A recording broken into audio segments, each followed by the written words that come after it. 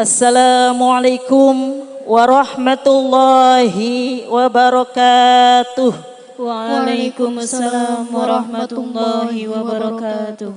Bismillahirrahmanirrahim. Alhamdulillahi rabbil alamin. Wabihi nasta'inu ala umurid dunya waddin. Wassalatu wassalamu ala ashrafil anbiya'i wal mursalin Sayyidina wa maulana Muhammadin sallallahu alaihi wasallam wa ala alihi wa sahbihi ajma'in. Subhanaka la ilma lana illa ma 'allamtana innaka antal alimul hakim. Rabbi shrah li sadri wa yassir li amri wahlul 'uqdatam min lisani yafqahu qawli. Amin ya rabbal alamin. Amma ba'd. Yang saya hormati pemerintah Kabupaten Brebes, dalam hal ini diwakili oleh perwakilan dari Kementerian Agama Kabupaten Brebes. Yang saya hormati perwakilan dari Badan Amil dan Zakat Kabupaten Brebes. Yang saya hormati, yang banyak sekali gelarnya maupun kedudukannya, beliau Al-Haj Al-Alim Al-Alamah Al-Syekh Al-Kiai Al-Haj Salahuddin Masruri selaku pengurus wilayah Nahdlatul Ulama Provinsi Jawa Tengah, selaku juga Majelis Ulama Indonesia Kabupaten Brebes, selaku juga pengasuh dari Pondok Pesantren Al-Hikmah II Benda Sirampok Brebes, yang sangat saya hormati, yang semoga selalu diberikan kesehatan dan diberikan umur yang panjang, yang barokah, supaya dapat menyebarkan manfaat kepada umat beserta seluruh keluarga besarnya. Yang saya hormati perwakilan dari Jam'iyah Perempuan Pengasuh Pondok Pesantren Putri dan Mubalighat Kabupaten Brebes. Yang saya hormati perwakilan dari pimpinan Fatayat Nahdlatul Ulama Kabupaten Brebes. Yang saya hormati sahabat-sahabat para pengurus Jam'iyah Mudarosatil Quran Lil Hafizat Kabupaten Brebes. Yang saya hormati seluruh teman-teman seperjuangan hafizah dari berbagai kecamatan di Kabupaten Brebes, yang semoga Allah berikan kesehatan, Allah berikan kekuatan, supaya dapat senantiasa menjaga dan merawat hafalannya sampai akhir hayat. Yang saya hormati para sesepuh, para bini sepuh, para ibu nyai, para tamu undangan yang tidak sempat saya sebutkan nama-namanya satu persatu. Yang saya hormati beliau Dr. Kiai Haji Ahsin Sakho Muhammad, pengasuh Pondok Pesantren Dar Al-Quran Kebon Baru Arjawinangun Cirebon yang insya Allah akan memberikan mau'izah kepada kita semua selaku ahli Al-Quran, ahli tafsir, ahli ilmu, ahli Al-Quran.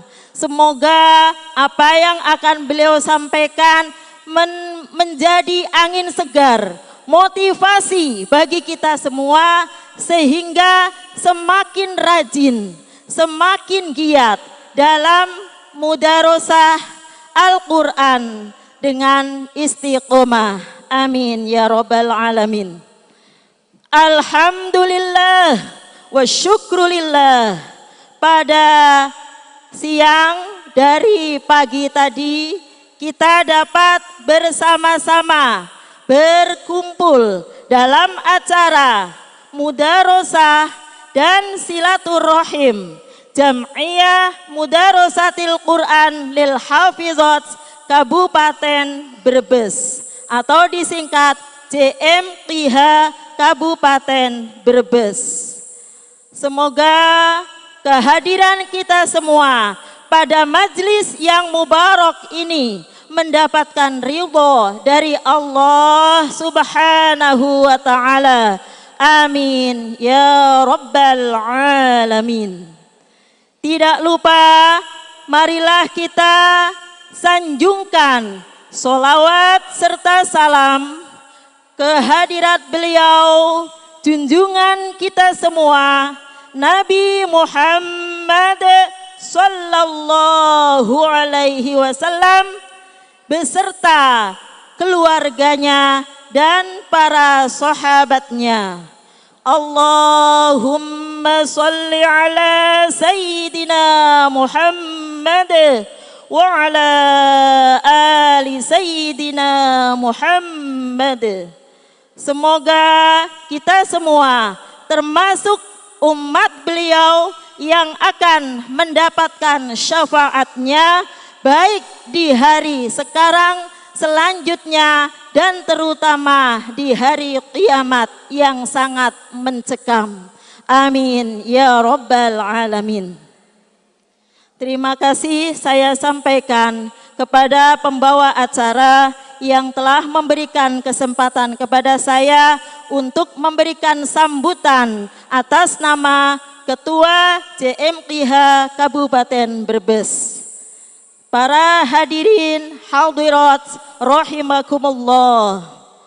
Acara mudarosah dan silaturahim JMQH ini diprogramkan setiap 4 bulan sekali atau catur wulan diadakan oleh seluruh anggota JMQH se-Kabupaten Brebes dan akan bertempat bergiliran pada setiap kecamatan yang ada di Kabupaten Brebes.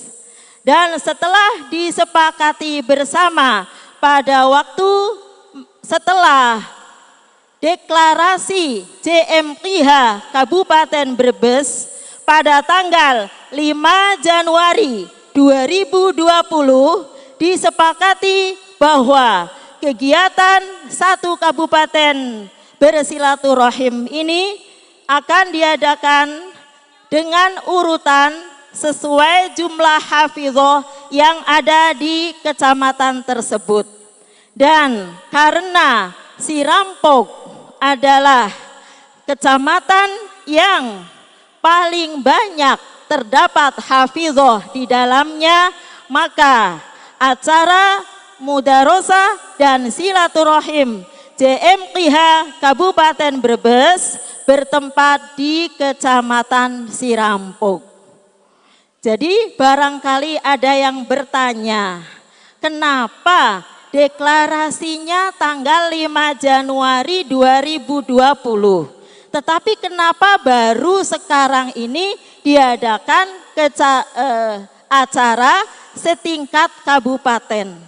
Adalah karena setelah deklarasi pada tanggal 5 Januari 2020, kemudian pada bulan Maretnya kita kedatangan tamu yang tidak diundang, yaitu COVID-19, Corona, sehingga membatasi gerak langkah kita, terutama untuk acara-acara yang melibatkan banyak orang di dalamnya.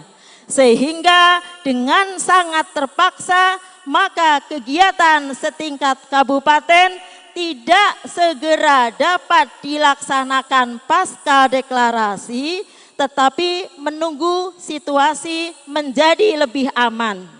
Kemudian pada bulan Rajab yang mulia ini, tepatnya tanggal 25 Rajab, kalau secara ru'yah, atau 26 Rajab apabila secara perhitungan atau hisab. Ini kami beranikan diri bismillah mengadakan acara setingkat kabupaten dengan dasar karena sudah melaksanakan vaksinasi beberapa kali.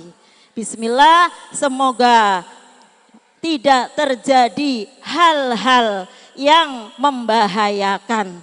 Malah justru semoga dengan adanya kegiatan semacam ini yang di dalamnya terdapat mudarosah Al-Quran, saling baca simak Al-Quran dengan bagian masing-masing 3 juz per pasangan, dan diperkirakan ini tadi jumlah khotaman mencapai kalau tidak salah sekitar 40 khotaman. Maka diharapkan tidak akan terjadi bahaya apa-apa, malah justru sangat diyakini insya Allah justru akan membawa keselamatan, membawa keadaan yang lebih baik, keadaan yang lebih kita harapkan untuk semuanya, untuk negara kita pada umumnya. Semoga negara kita ini diselamatkan dari segala jenis bahaya. Amin, amin, amin ya Rabbal Alamin.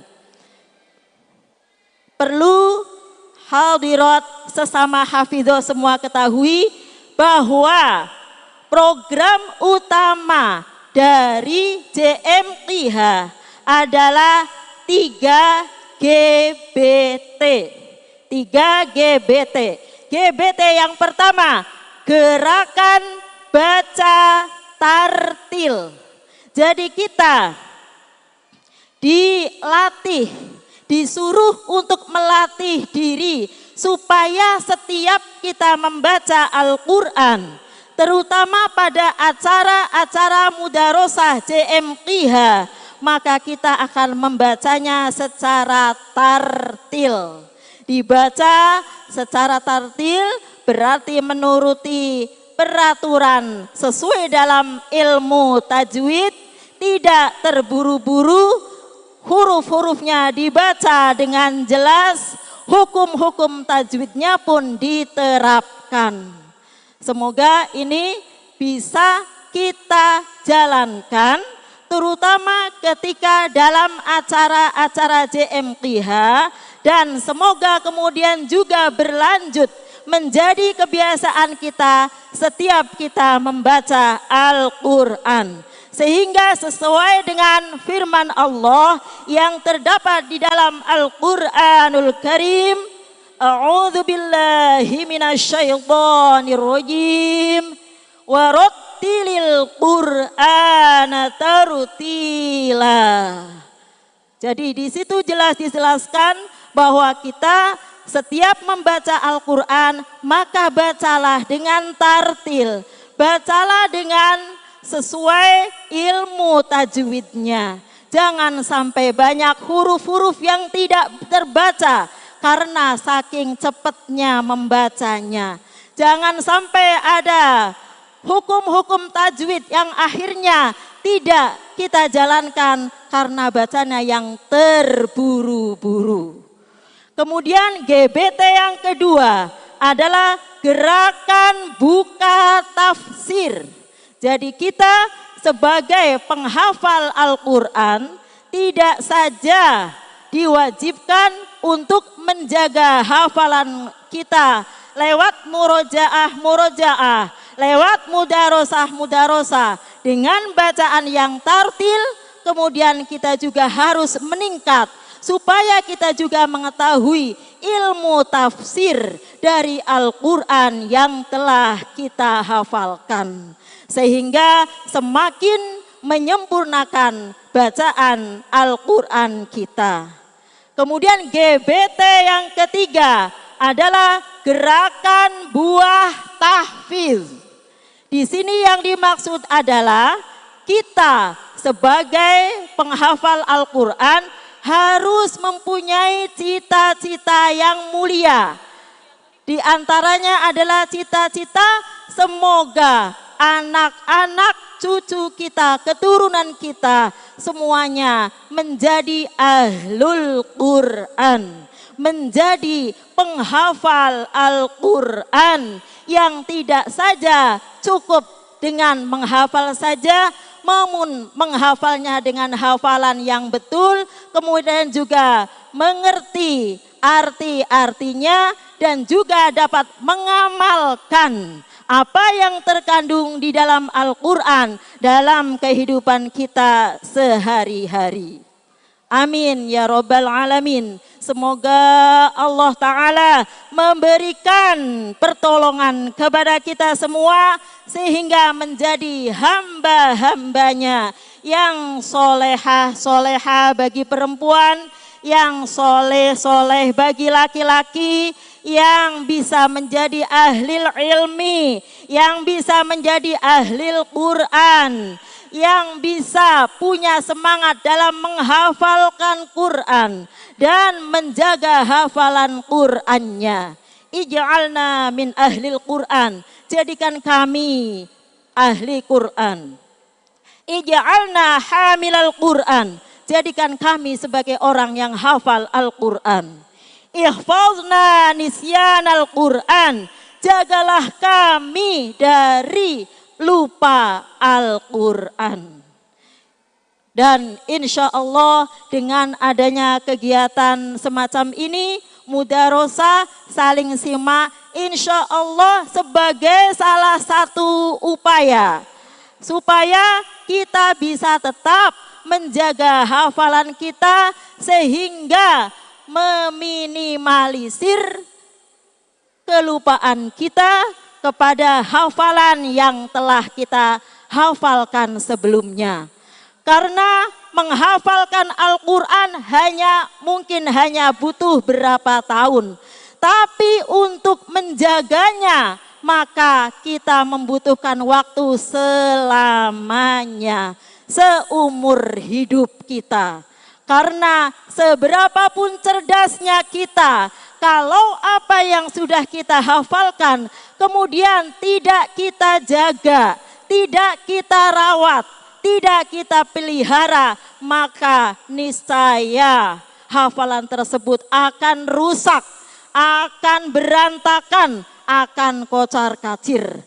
Karena itulah mari kita memohon kepada Allah Subhanahu wa Ta'ala, semoga Gusti Allah memberikan pertolongan kepada kita sehingga kita diberi kekuatan, diberi semangat, dapat selalu murojaah Al-Quran, dapat selalu mudarosah Al-Quran selama hidup kita sampai kita meninggal nanti. Amin ya Rabbal Alamin.